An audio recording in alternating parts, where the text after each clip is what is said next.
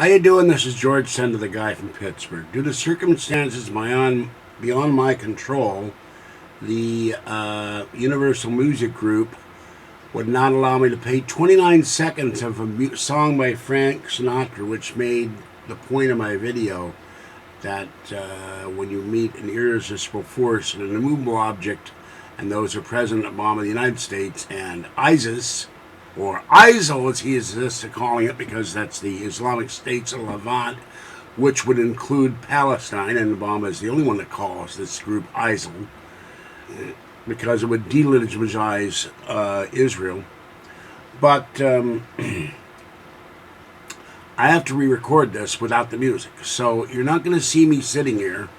I'm going to go away. I'm going to run the Audacity file and then post that as a video in replacement of the two videos.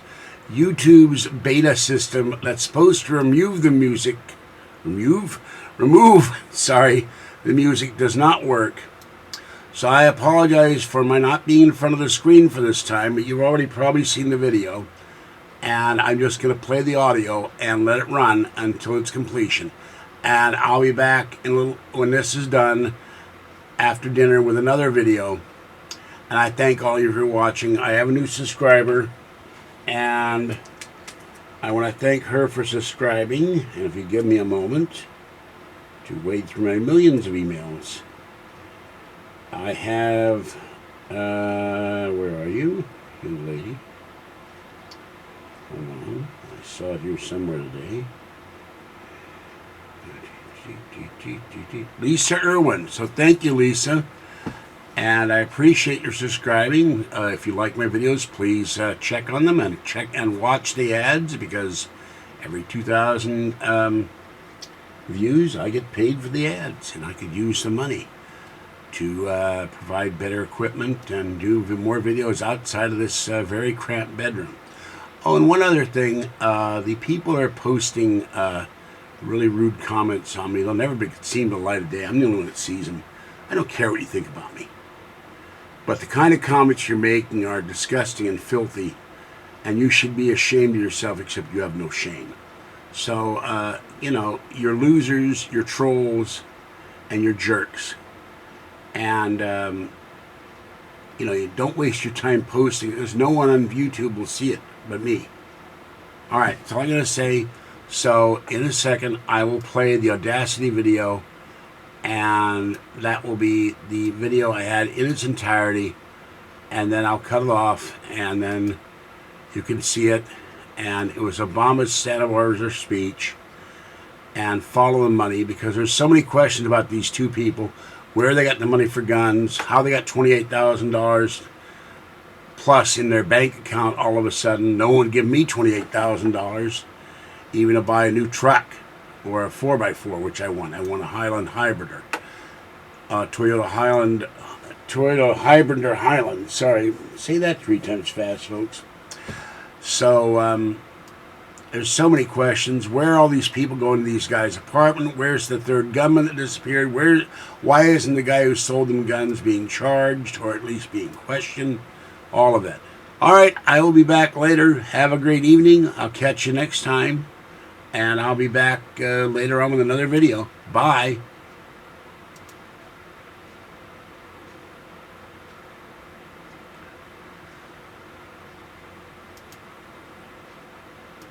In the case of President Obama, something has to give. Well, it gave last week. It was called 12 American Citizens, because he didn't do enough to protect them from ISIS, or ISIL.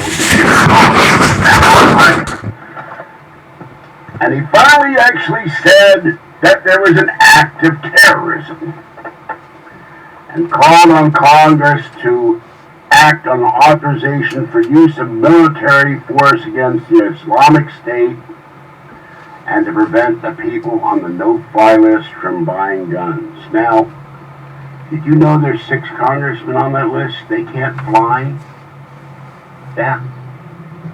So 6 congressmen are supposed to vote on a list, on a bill that wouldn't allow them to buy guns. I don't think that's going to happen. And I don't think his getting people on the no-fly list not buy guns is going to happen either, because there's 2 million people on that list.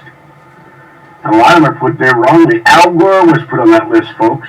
Al Gore, the former vice president of the United States, showed up at the airport. Yep, you can't fly, Mr. Gore. You're on the no-fly list. You might be a terrorist. You might be smarter than a fifth grader, but you can't fly. And Obama goes, ISIL does not speak for Islam. Well, they speak for their brand of Islam, Mr. President. And urging Americans unite and avoid discrimination. Well, you want to tell me how the hell we're supposed to do that? When you got a guy that we're being told by the mainstream media, the guy is living the American dream. Well, more like the American nightmare. They got pictures of his apartment, all kinds of Muslim stuff, holes in the ceiling. He had no clothes on his closet, but his wife had tons of clothes. I guess like every woman, even Islamic terrorist women, gotta have tons of clothes. He had one shirt hanging on one lone hanger, and every other hanger in that closet was empty. But how are you going to tell one pissed off Muslim from another? How are you going to tell one Muslim that isn't pissed off? Now there's a picture from ABC News. They're coming back in the country.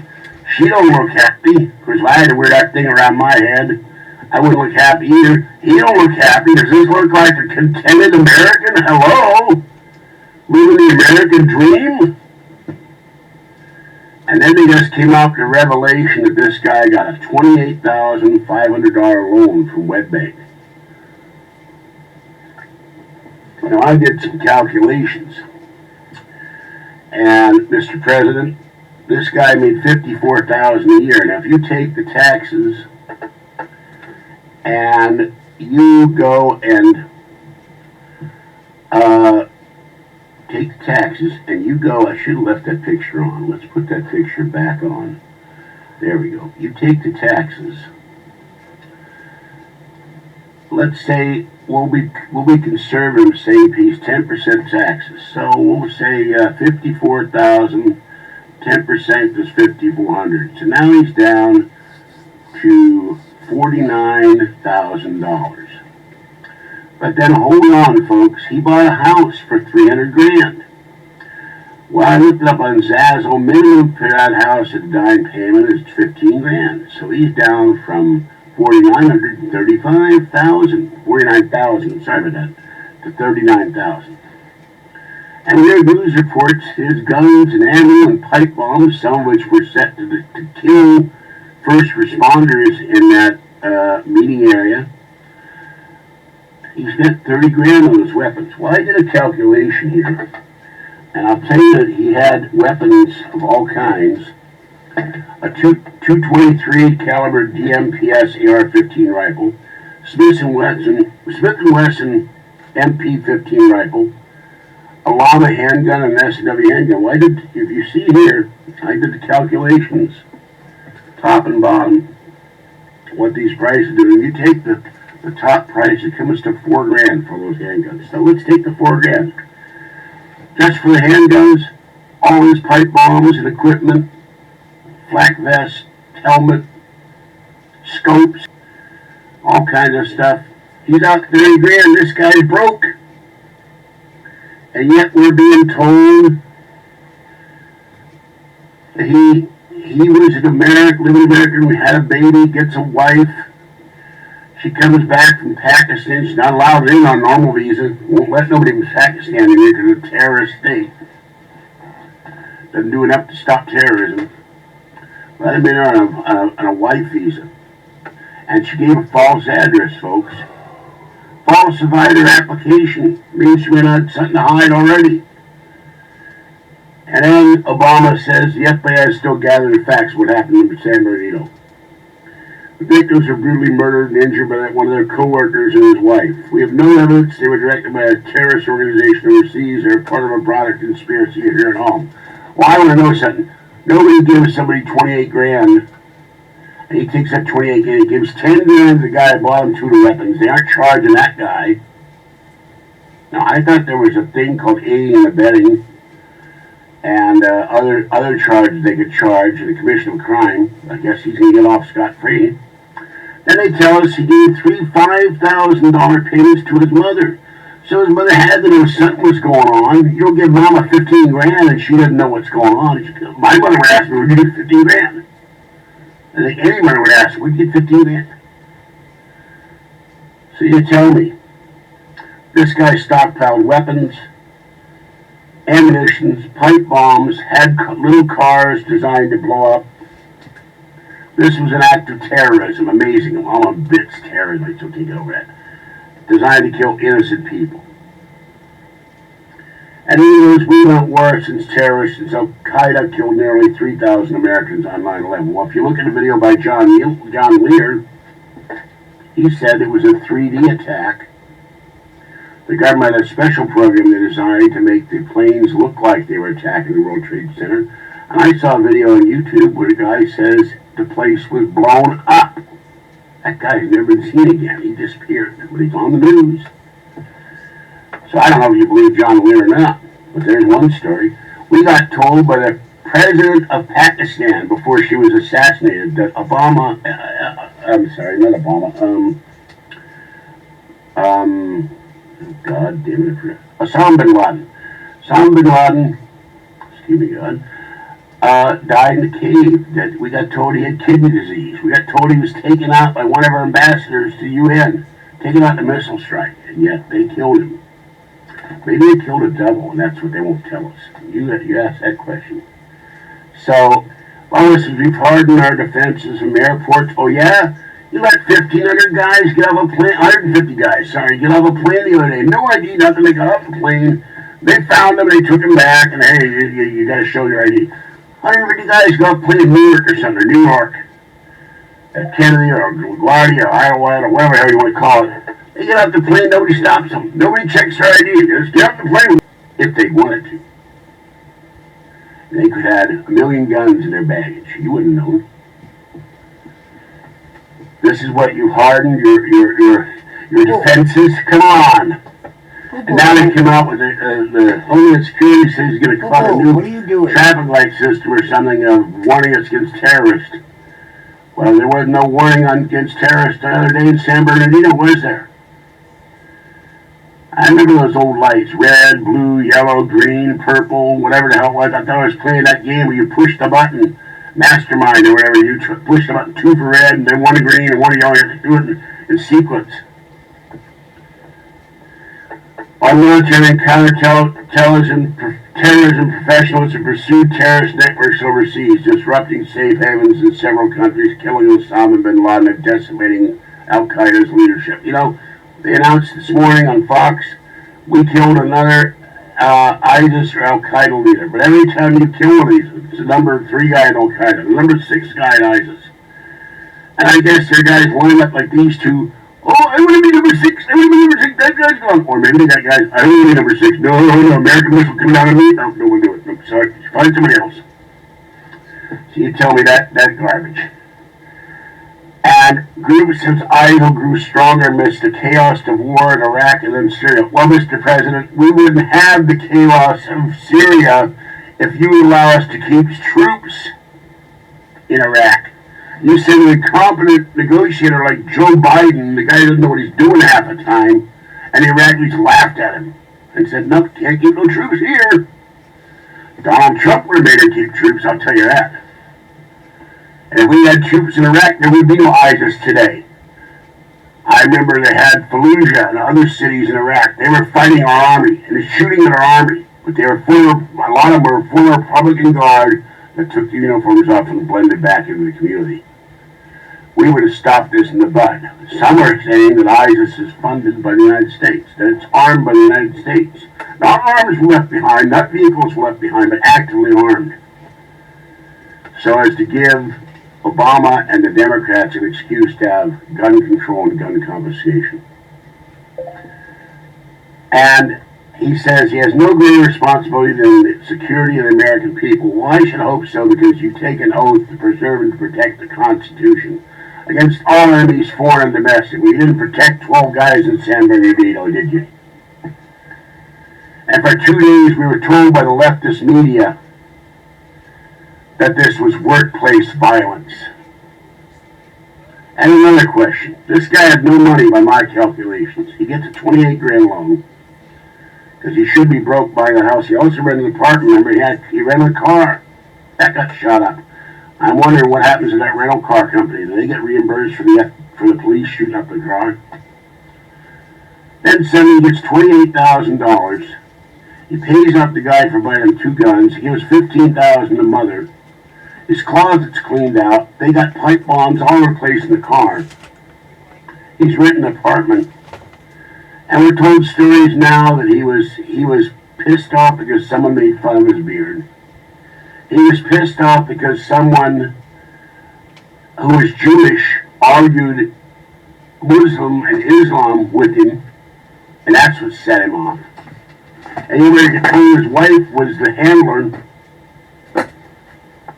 and they're looking there. Apple won't release security details on his iPhone,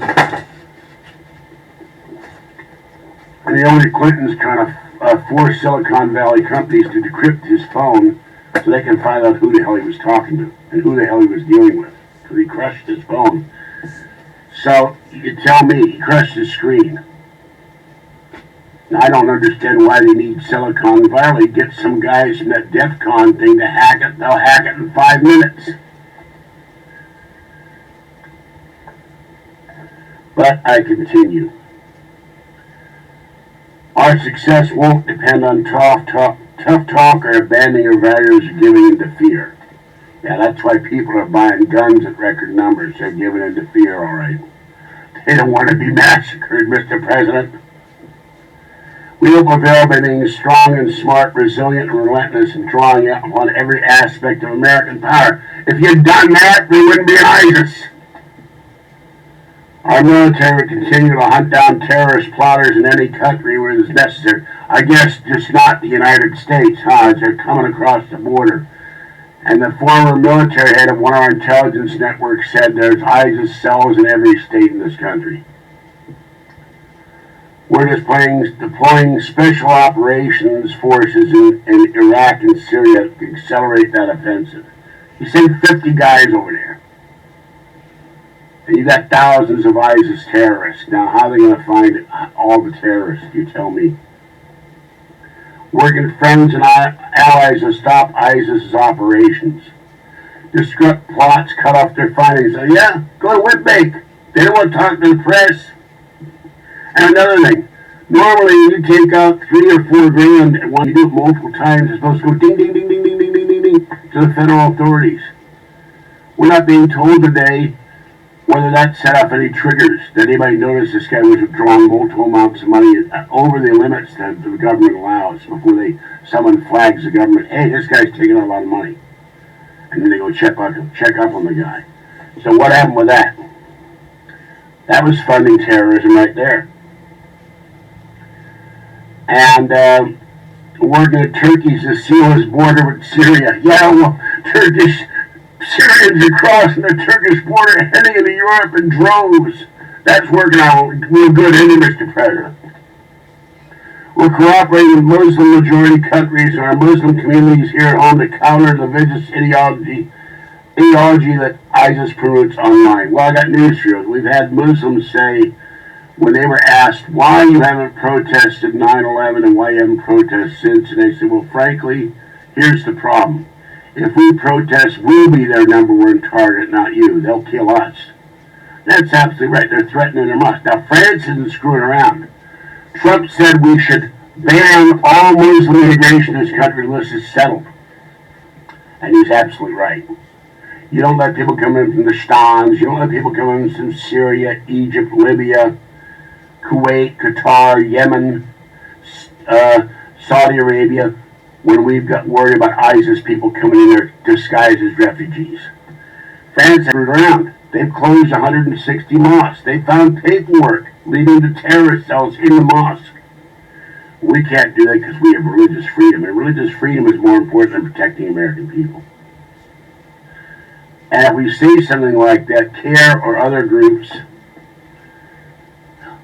say we're being racist, we're being what's the word?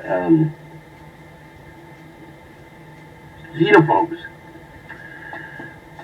And his strategy, supported by military commanders have quit this administration who've had 25 and 30 years service because they can't take any more of a president who won't do anything, who gives lip service. After the speech, he went to some function and danced the night away and partied down.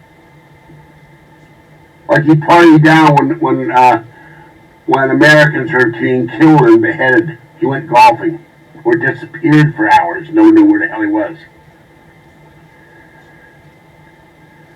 And the LA Times corrected the error he made. I ordered the Department of State and Homeland Security to review the visa waiver program. He said waiver, and they crossed the word waiver to make it look like he never said it. He didn't even know what the program was, because he's not with the program, folks. I will urge high-tech and law enforcement leaders to make it harder for terrorists to use technology to escape from justice. Yeah, right. He wants Congress to act to make no one on a no-fly list able to buy a gun. How did they stop him?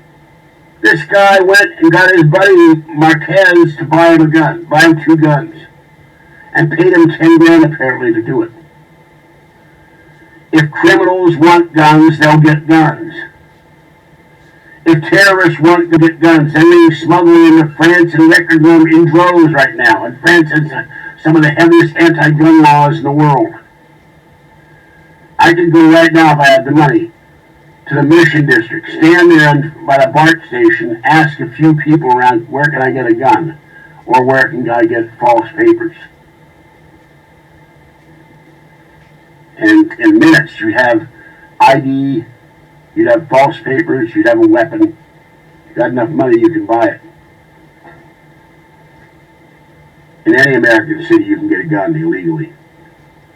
What do you just do with this guy? Did you get someone else to buy you a gun?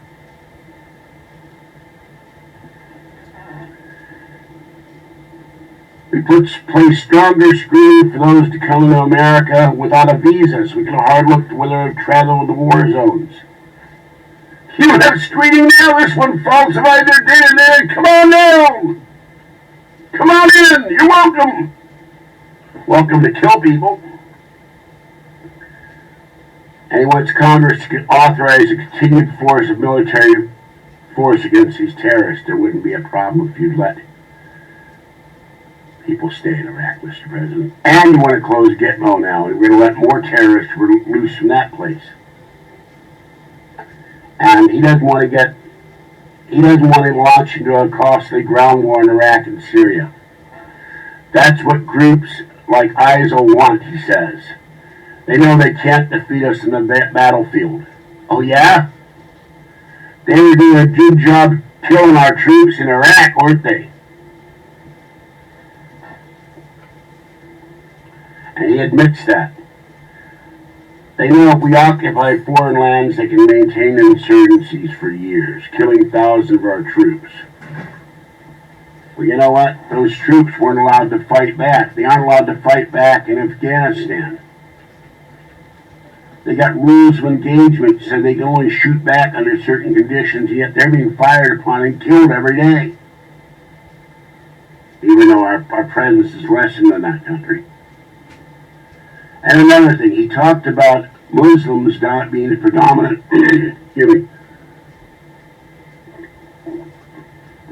people being killed around the world. Well, I found a graph that 60% of the terrorist attacks in 2014 were done on Muslims.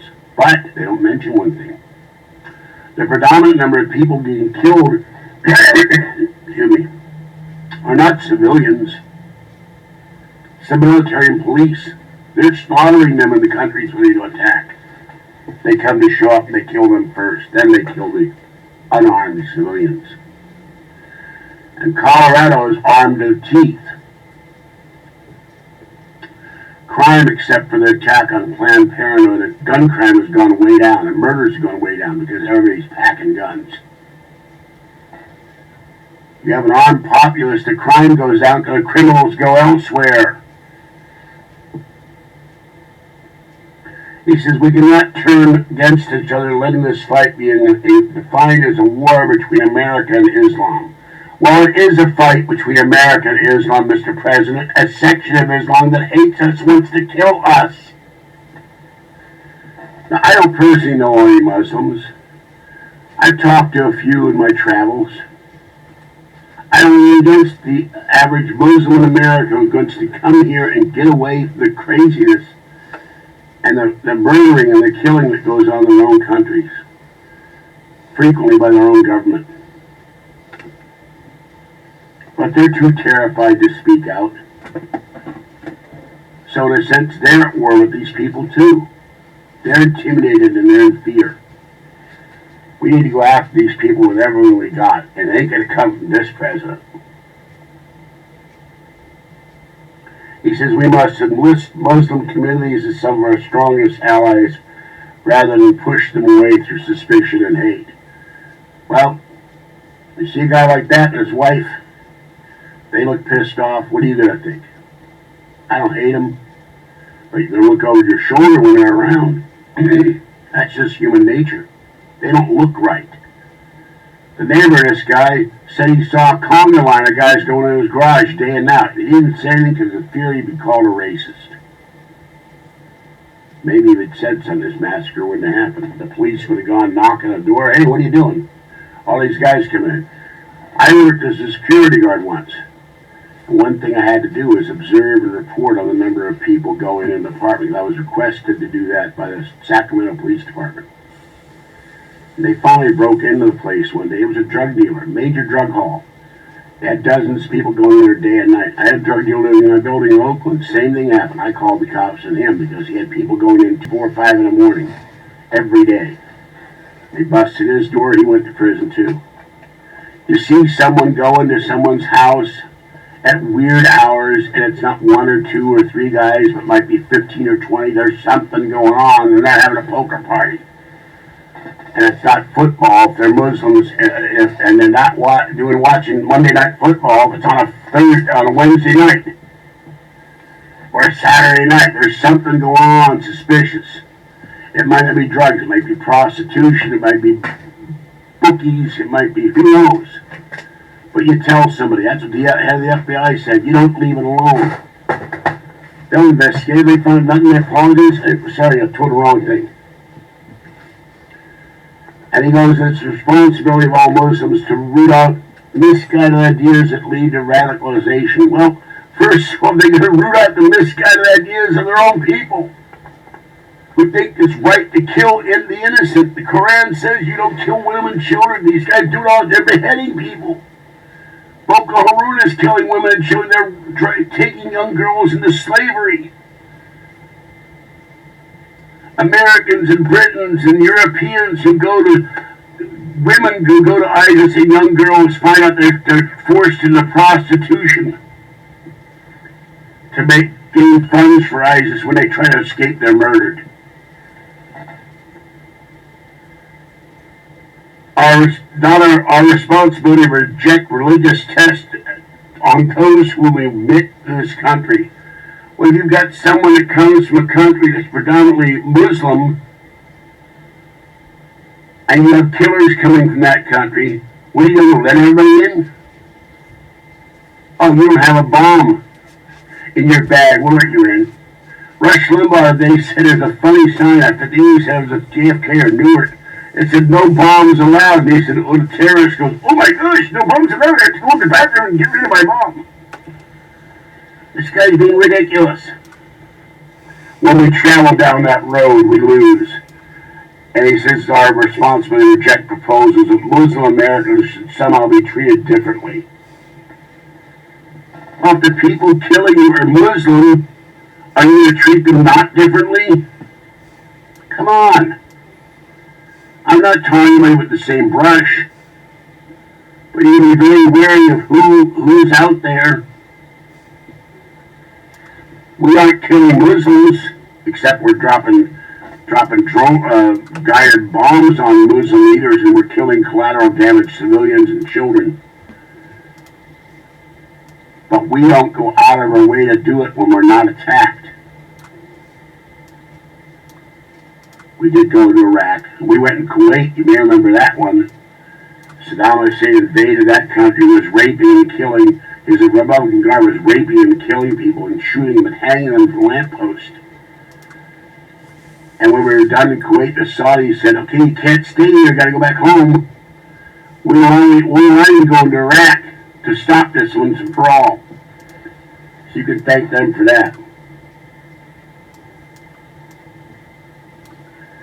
So that's what I got to say about this.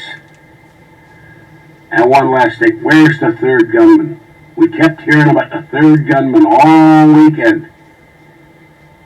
And suddenly he disappeared like a djinn. No third gunman.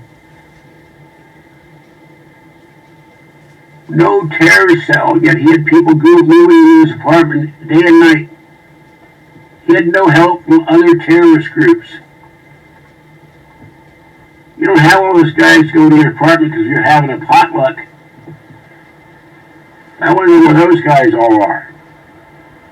You had the press let into that apartment. There was paperwork. I saw a picture. I got a picture on my screen of one newsman examining paperwork with a flashlight that these guys left behind. The FBI left that behind. The apartment only let them in. The FBI said, oh, it's okay, we're done with our investigation. They saw passports in there. They saw identification. I saw 4 photos, the kind you get out of a machine for $1, or it used to be $1, I don't know what it is now. You take 4 pictures, and you can use those as a passport picture. They were in the guy's bathroom, which means he probably had multiple IDs. Because he was planning to get away. He was going to escape under other IDs. Maybe he was shaving his beard off. He wore glasses, so I don't know if that was a front or he really needed glasses. There's ways to disguise yourself. I couldn't. But you can disguise yourself. And you go, instead of crossing the border into Mexico, you go into Canada.